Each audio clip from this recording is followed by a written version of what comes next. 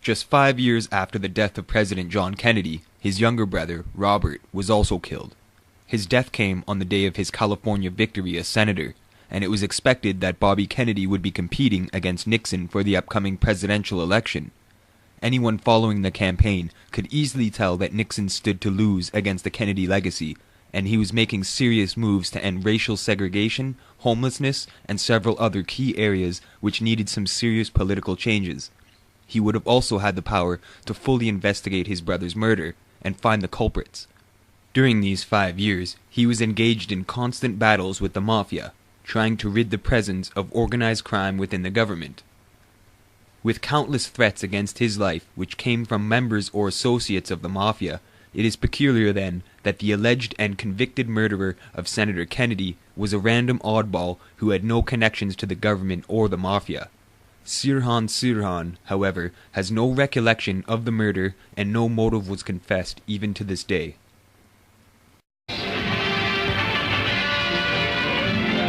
The nation's underworld gets the unwelcome spotlight of publicity as the Senate's Investigations Subcommittee begins new hearings on crime. Arkansas Senator McClelland is at the helm. Attorney General Robert Kennedy paints a grim picture of the rise of lawlessness under the Cosa Nostra, or mafia. This he describes as the government of organized gambling, narcotics peddling, extortion, racketeering, and controlling of certain trade unions. He says the income runs into billions. These hearings always attract a large number of spectators. This one is particularly crowded, awaiting the first public appearance of Joseph Velaki, the convicted hoodlum whose confessions to the FBI have reportedly put a price of $100,000 on his head by the infuriated mafia. I learned in 1962 that Mr. Parton had been entrusted with the mission of securing plastic explosives to be used in either blowing up Mr. Bobby Kennedy, then the U.S. Attorney General, in his automobile or in his home. Did you learn anything that backed that up from your own personal experience? Yes, there were 2 telephone calls that were monitored by me. The calls originated with Mr. Parton and terminated with Mr. Hoffa on the other end of the line. Mr. Parton discussed as briefly as possible, being cut off by Mr. Hoffa, that he had obtained the plastic explosive that Mr. Hoffa was seeking. Tell us about the vice operations down in Lake County, Indiana. Declined to answer because I honestly believe my answer might tend to incriminate me. Would you tell us whether if you have opposition from anybody that you dispose of them by having them stuffed in a trunk? Is that what you do, Mr. Giancana? Declined to answer because I honestly believe my answer might tend to incriminate. Will you tell us anything about any of your operations, or you just giggle every time I ask you a question? Declined to answer because I honestly believe my answer might tend to incriminate me. I thought only little girls giggled, Mr. Giancana. Robert Kennedy brought a lot of pressure on the CIA to do things to foment insurrection against Castro. Plots in the CIA included assassination, and one scheme in particular angered Robert Kennedy because it involved organized crime and one of his mortal enemies, the mobster Sam Giancana. In Las Vegas, a jealous Giancana hired a private investigator to bug the hotel room of his mistress, the singer Phyllis McGuire. When the crime was exposed, Giancana demanded that the charges be dropped. No comment. I'm sorry. He bragged that he was involved in a top-secret operation with the government. When word reached Kennedy that a mob boss he was trying to prosecute wanted a favor, he demanded an explanation. He received this memo from CIA lawyer Larry Houston in May of 1962, informing him that Giancana and the mob had been hired by the CIA to murder Fidel Castro. This plot had been hatched by the CIA and authorized during the Eisenhower administration.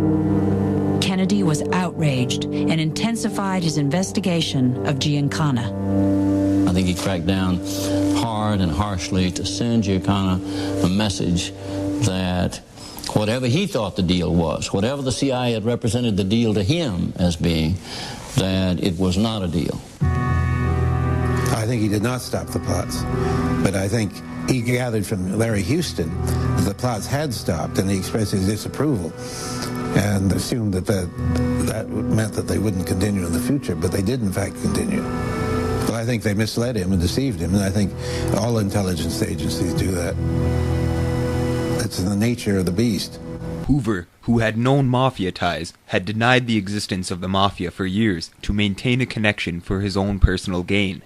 With Johnson as president, he appointed Hoover to be head of the FBI even after retirement so he could manipulate key cases against members of the government and its various crime-fighting apparatuses. This move would also keep the truth about the assassination of JFK under wraps from public scrutiny. We made some recommendations for legislation which we feel would make a major impact on the operations of the big-time gamblers and racketeers throughout the country. Kennedy's great achievement as Attorney General came as a gangbuster. Organized crime was in its heyday, and it was Robert Kennedy who turned history's tide and broke the back of the mob. Despite the fact that the FBI director, J. Edgar Hoover, maintained the fiction that organized crime did not exist. Kennedy surfaced mob informer Joe Valachi on national television in hearings conducted by his old mentor, John McClellan. He increased successful mob prosecutions by 700%. McClellan wanted Valachi to testify. The Bureau was opposed. There was a big meeting up in Bob's office. I strongly recommended that he be permitted to testify, and he did. And from that point on, there was a general agreement among all law enforcement agencies, state and federal, that this mafia organization existed.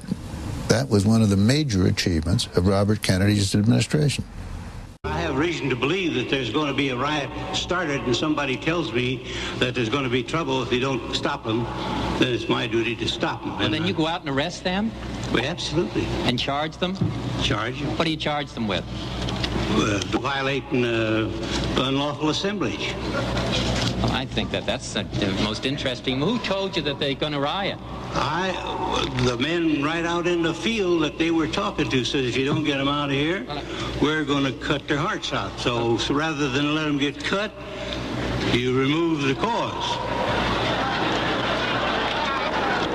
You don't find no police brutality here. You've had nobody say that we beat anyone or anything like that. This is not Selma, Alabama. Senator, could I finish my questioning here? I mean, this is the most interesting concept, I think, that you suddenly hear or talk about the fact that somebody makes a report about somebody's going to get out of order, perhaps violate the law, and you go in and arrest them. They haven't done anything wrong.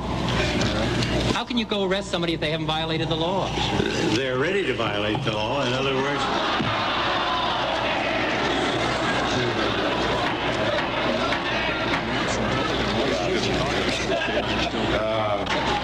just like these labor people out here, they ask their attorney, what shall we do? Could I suggest in the interim period of time, in the luncheon period of time, that the sheriff and the district attorney read the Constitution of the United States?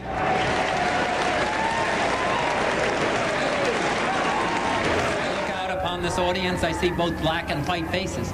The basic question of whether we as black and white citizens in the United States are going to be able to live together, or whether we're going to divide ourselves into two armed camps. How can we say to a Negro in Jackson, when a war comes, you will be an American citizen, but in the meantime, you're a citizen of Mississippi, and we cannot help you? How, by any moral standard, can we tell our Negro citizens, our forefathers brought your forefathers over here against their will, and we are going to make you pay for it? Yet isn't that just what this argument boils down to? The United States is dominated by white people, politically and economically. The question is whether we, in this position of dominance, are going to have not the charity, but the wisdom to stop penalizing our fellow citizens whose only fault or sin is that they were born. I know it's been dramatized that the torch was dropped and whether I picked it up. I think there were a lot of people who felt that they would like to carry on something that they felt very strongly and fervently about during that period of time, and I'm one of them. You know, as I was touring upstate, I kept seeing these signs saying, "Go back home." Carpetbagger, go home, and now here I am.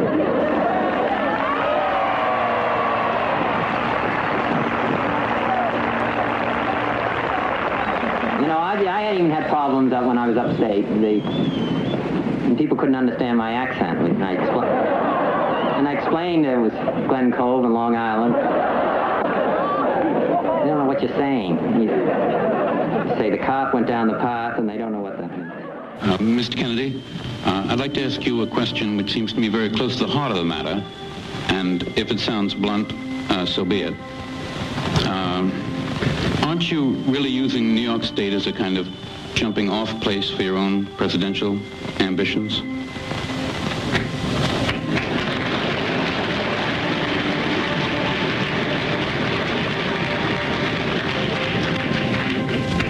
First, let me say I have really two choices over the period of the last 10 months. I could have stayed in, I could have retired, and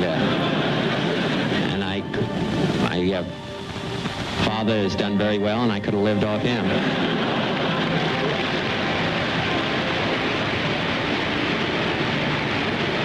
Frankly, I don't need the title, because I could be called general, I understand, for the rest of my life. I've been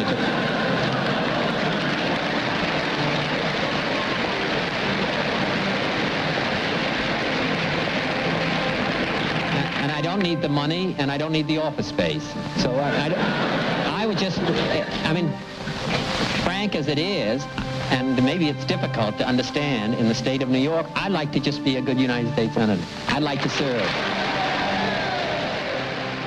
President Kennedy's favorite quote was really from Dante. But the hottest places in hell are reserved for those who in time of moral crisis preserve their neutrality. I don't think he was a quintessential senator. I think he was a quintessential executive kind of person, a doer. Then in June of 1964, the family was dealt still another blow. Senator Edward Kennedy was seriously injured in a plane crash. His back was broken. For a time, the family feared the youngest Kennedy would not live. "Is it ever going to end for you people?" a reporter asked Robert Kennedy. "I was just thinking," he answered, "if my mother hadn't had any more children than her first 4, she would have nothing now. I guess the only reason we've survived is that there are more of us than there is trouble." The senator would remain hospitalized for 6 months.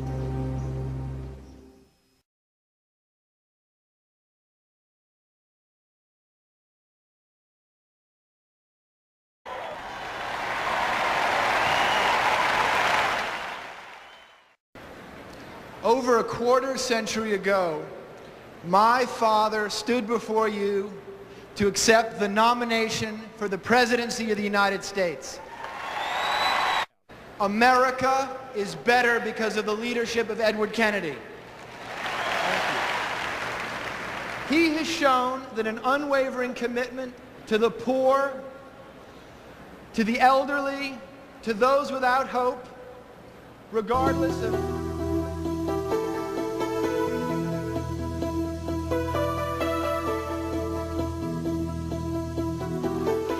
now on Eyewitness News with continuing coverage of the search for John F. Kennedy Jr., his wife, and his sister-in-law.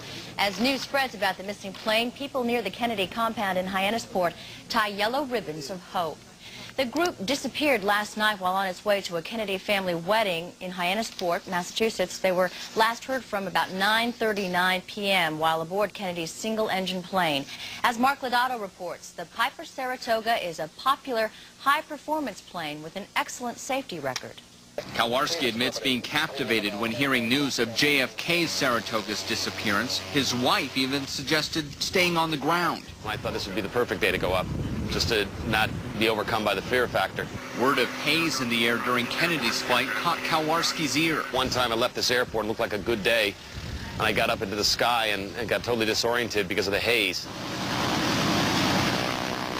Like much of America, Gene Kowarski can only wait and wonder until an investigation reveals why Kennedy's Saratoga disappeared. Mark Lodato, Channel 9 Eyewitness News. Kennedy may have been wearing a cast on his lower leg during the flight. Pilots say that would only be a factor if the plane were out of control and he needed extra strength in his legs to control the plane's rudder. Tell that Nixon stood to lose against the Kennedy legacy, and he was making serious moves to end racial segregation, homelessness, and several other key areas which needed some serious political changes.